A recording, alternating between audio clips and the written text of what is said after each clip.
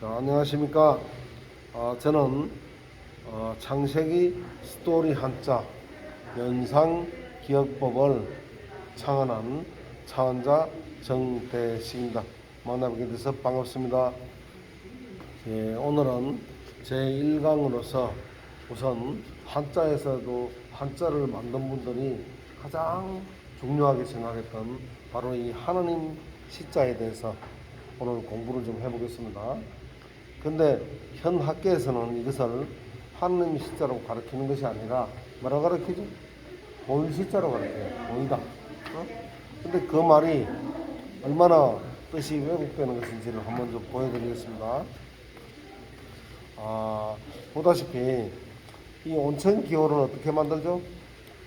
바로 온천에서 하늘로 뭐가 올라가죠? 네, 수증기가 김이 무락무락 올라가는 모습을 그대로 보고 만든 것이 바로 이 온천 기호 맞죠? 목욕탕 기호. 자, 이 목욕탕 기호가 만들어진 것과 똑같은 원리로 만들어진 것이 바로 이 하느님 시자인데요. 우선 요거 이제 가로획, 요거 하늘을 의미하는 거 맞죠? 네, 하늘입니다. 하늘 혹은 하느님. 한 개만 있으면 하느님으로 해석돼요. 두 개가 있을 때는 하늘로 되고, 하늘 위에 앉아 있는 분은 하나님이니까 위에 거는 하느님, 밑에 거는 밑에 가로액은 하늘 그렇게 되는 거죠. 이건 뭐 누구나 자, 이 온천기 김 올라가는 세 줄이 그대로 이렇게 와서 모양만 살짝 변형된 것이 바로 시자가 된 겁니다. 이게 번제로 올 때 창세기 8장 20절 21절을 보면은 이것은 하느님께 번제를 올릴 때는 김이 올라갑니까? 아니면은 뭐가 올라가죠? 연기하고 좋은 향기, 그렇죠. 그 하나님께 드리는 겁니다. 바로 그것이 그대로 대입된 글자가 바로 이 글자예요. 그러니까 학교에서는 이렇게 이걸 숨기는 거죠. 이거. 자, 이것이 세 줄 똑같죠. 하나님께 좋은 향기와 연기가 올라가는 모습을 그대로 대입한 겁니다. 말이 되죠. 하늘의 하나님께 좋은 향기와 연기가 올라가는 거다. 그러니까 물론 연기가 없다가 번제를 지낼 때 연기가 보이니까 보인다는 뜻도 전혀 없는 건 아니겠죠. 그러나 이 보인다는 뜻이 주가 아니죠. 주역은 뭐죠? 바로 그렇죠. 여호와 하나님께 번제를 올리는 것 아닙니까? 그러니까 하나님이 주역이 되겠죠. 이 뜻의 원 의미는 이 글자가 이제 부수자로 많이 쓰이거든요.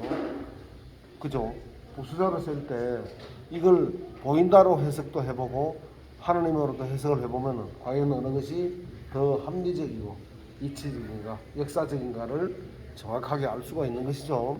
자, 제가 이 여러 가지 요거는 이제 캡처를 좀 다른 분들이 할 수 있도록 잠깐 화면을 제가 멈춰드리도록 하죠. 제가 이까지 다 설명드리기에는 어려우니까 요거는 여러분들이 사진을 찍어서 확대를 해서 직접 한번 읽어보시기 바랍니다. 자, 우선 이 하느님 시자의 실제 용례를 한번 보겠습니다. 검지할 검자 이거 한번 볼게요. 자, 검지할 검자를 한번 확대를 좀 해볼게요. 자, 이게 자, 검지할 검자를 확대를 해보니까 나무 목자 두 개의 하느님 시자가 들어갔죠. 자, 이 시자가 들어갔는데 자, 두 그루의 나무와 검지하는 하느님 시자가 이게 검지하다는 뜻이 있죠. 근데 이것이 두 그루의 나무가 시자하고 무슨 상관이 있어서 검지한다는 뜻이 될 수가 있을까요? 예, 보세요. 자, 이 두 그루의 나무가 중요한 겁니다. 이 두 그루의 나무가 뭐냐면은 에덴 동산에 처음에 선악과를 먹으면은 너희는 반드시 죽으리라 그랬죠. 네. 자, 창세기 2장 17절입니다. 한번 읽어볼까요? 그러나 선악을 알게 하는 나무의 열매는 먹어서는 안 된다. 네가 그것을 먹는 날에는 반드시 죽을 것이다 라는 이 말씀을 했죠. 그런데 먹었죠. 예. 그렇기 때문에 보다시피 이 한 그루의 나무는 이제 선악과입니다. 선악과를 하나님이 금지시켰잖아요. 금지시켰는데 먹어버렸어요. 그러니까 또 한 그루의 나무를 금지당했죠. 어떤 나무죠? 생명과 영생과 영생과도 마음껏 먹을 수 있는 거였는데 선악과를 따먹는 바람에 금지된 선악과를 먹는 바람에 또 한 그루의 나무를 금지당했죠. 생명과를 금지당. 그래서 이 보다시피 나무 목자가 2개가 들어갑니다. 그 금지하는데 연관이 되죠. 그러니까 이 뭐를 해석을 해볼까요? 이게 이제 하느님으로 해석해 볼게요. 하느님께서 금지하신 2그루의 나무, 선악과 생명과. 그러니까 금지한다는 말이 이해가 되죠. 근데 이걸 이제 그러면 학교에서 배운 대로 보일 시자로 한번 해석해 볼게요. 자, 2그루의 나무가 보인다, 금지한다. 뭐 살림됩니까? 무슨 뭐 나무 하지 말라는 금지한다는 그런 뜻입니까? 이게 그런 뜻을 해갖고는 이 보편성이 없죠. 그 뜻이 아니죠. 전혀 뜻이 일맥상통이 되질 않습니다. 그러니까 이 한자를 왜 이것이 금지할 금자를 나무 목자를 왜 2개를 넣고 시자가 들어갔는지를 합리적으로 설명을 할 수가 없어요.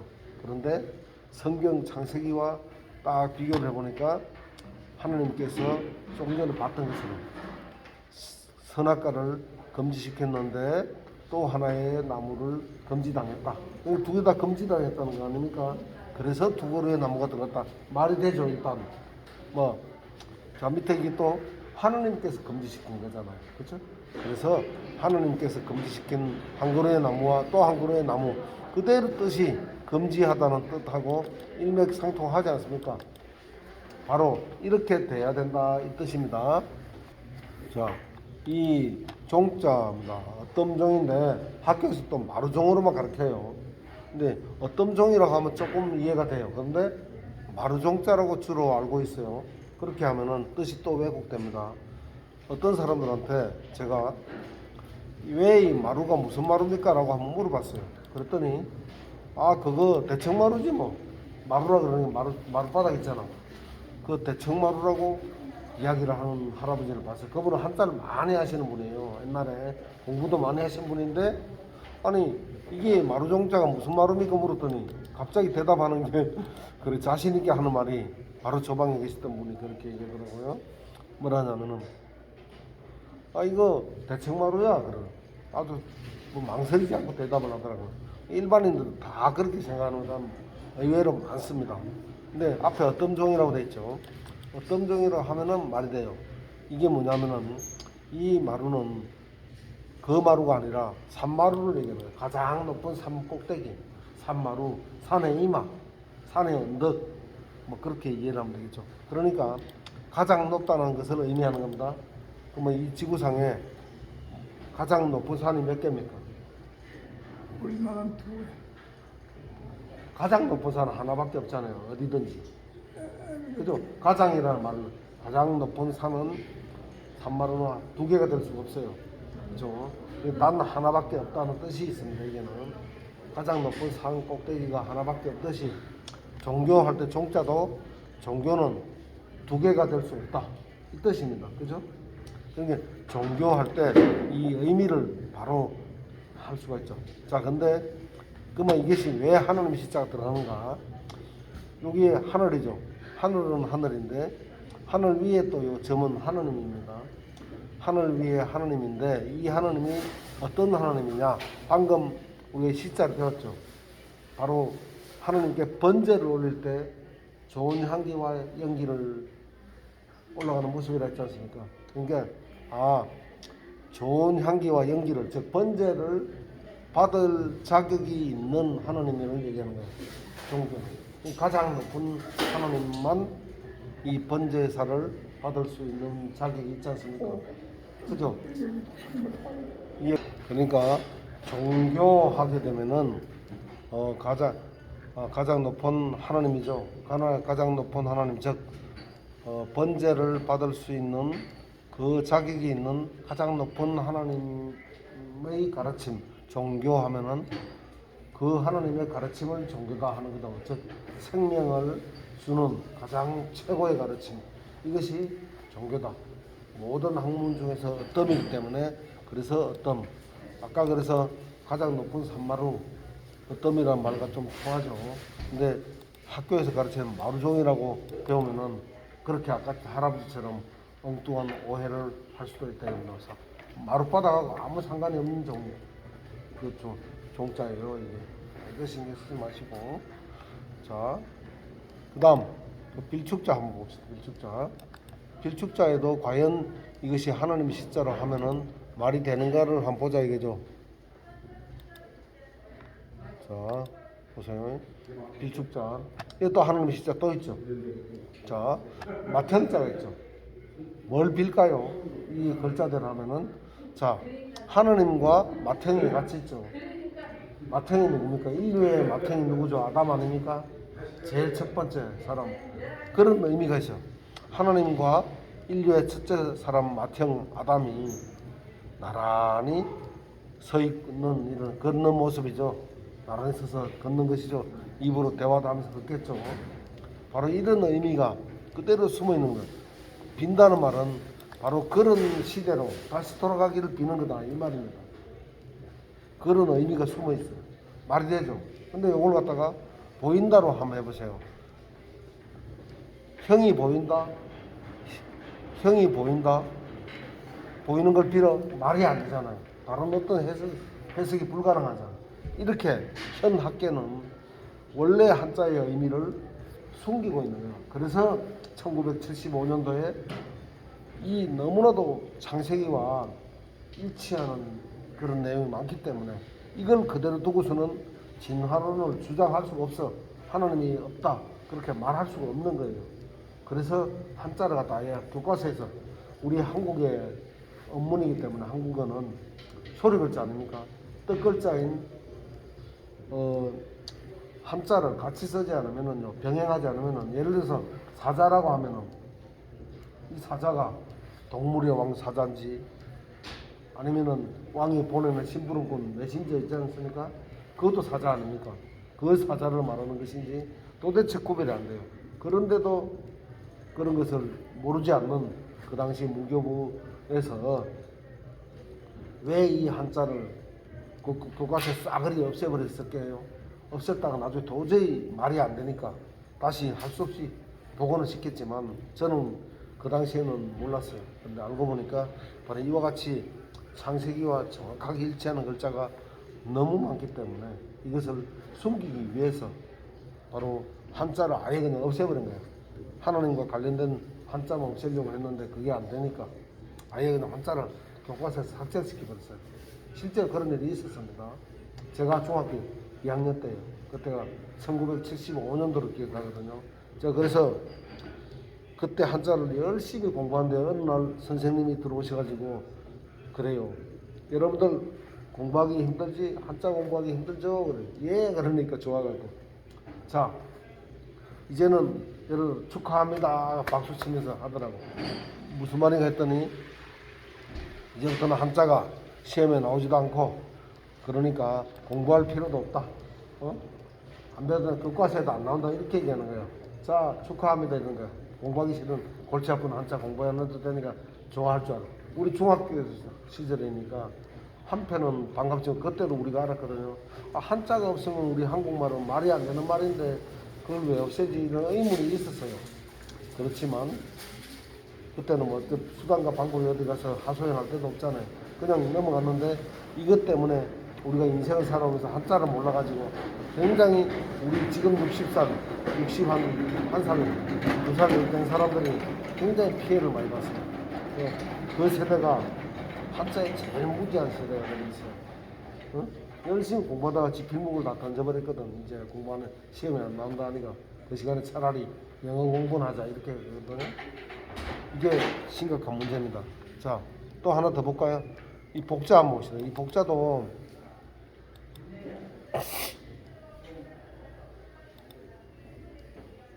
자, 복자 보이시죠?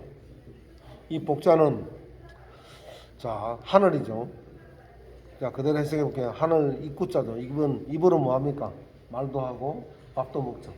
자, 또 밭전자라 그러죠. 이것도 잘못 배운 거예요. 에덴동산 전자입니다. 이게 이것이 왜 에덴동산 전자인지 나중에 따로 또 설명드릴게요. 이것도 왜곡된 글자입니다. 근데 이게 밭전이라고 하는 것이 왜곡됐다 이 말입니다. 말로 먼저 설명드리면은 사내남자 있죠, 남자. 사내남자가 바로 밭전자 밑에 힘력자가 들어가지 않았습니까? 근데 밭의 바깥에서 힘을 쓴다 말이 안 되잖아요. 근데 에덴동산 바깥에서 힘을 쓴다 그러면 말이 되죠. 왜? 사람은 죄를 짓고 에덴동산에 쫓겨났잖아요. 쫓겨나고 나서 여자들은 아이 낳는 고통이 커지고 남자들은 경작을 해서 농사를 지어야 가족을 부양할 수 있도록 됐지 않습니까? 그죠? 예. 그래서 에덴동산 바깥에 힘력자를 써가지고 사내남자를 만드는 건 그거 하나만 보더라도 이 에덴동산으로 해석을 해야 맞는 것이죠. 나중에 따로 나옵니다. 한꺼번에 다 설명 못 드리니까 일단 요거 에덴동산을 기억해 놓으세요. 다음 하늘의 시자를 했죠. 자, 해석해 볼까요? 자, 하늘 아래 에덴동산에서 하느님과 함께 있을 때 입은 주로 뭐 하죠? 같이 누구 사람하고 이렇게 있으면 대화를 하잖아요. 이때는 대화하는 입으로 해석하면 돼요. 근데 부자 할 때는 안에 하느님 시자가 없기 때문에 먹는 입으로 해석하면 되니까 먹을 것이 부족함이 없었으니까 부자였구나 그렇게 생각하면 돼요. 근데 오늘 지금은 하느님의 시자니까 자, 하느님과 하늘 아래 에덴동산에서 함께 대화하고 있을 때가 가장 복됐다 이 말입니다. 그러니까 성경의 가르침과 똑같은 말이죠. 우리가 구원을 받으면 에덴동산과 같이 아름다운 낙원으로 회복되는 낙원에서 우리가 영원히 살 수 있는 그 희망이 있지 않습니까? 그렇죠? 바로 그걸 이 한자가 알려주는 거예요. 자, 복이 뭐라고요? 복은 가장 인간이 복됐다는 것은 하늘 아래 에덴동산에서 하느님과 함께 대화하면서 살 때 그때가 가장 복됐다. 어떠세요? 들어보니까 기가 막히죠? 이런 엄청난 해석이 있습니다. 그런데 이걸 보이다로 해석하면요, 하늘 아래 밭이 이제 학교에서 배운 대로 하늘 아래 밭이 보인다. 그게 무슨 복입니까? 물론 뭐 밭이 많으면 부자니까 좀 복이 있다는 말도 말이 되긴 되겠네, 그죠? 전혀 안 되진 않는데 사실 좀 뭔가 합리성이 좀 떨어지죠. 그러나 이 옛날에 한자가 기원전 2500년에 만들었다는 것을 감안할 때 그 2500년은 기원전 2500년은 노아가 950년을 살았던 노아가 470살 때부터 한자가 만들어졌다는 사실을 염두에 둔다면은 아마 왜 이런 한자가 이렇게 만들어졌는가 하는 것도 조금은 이해가 되지 않겠습니까? 자, 그 다음에 빌기자도 한번 볼게요. 이게 지금 하느님 시자를 설명하기 위한 거예요.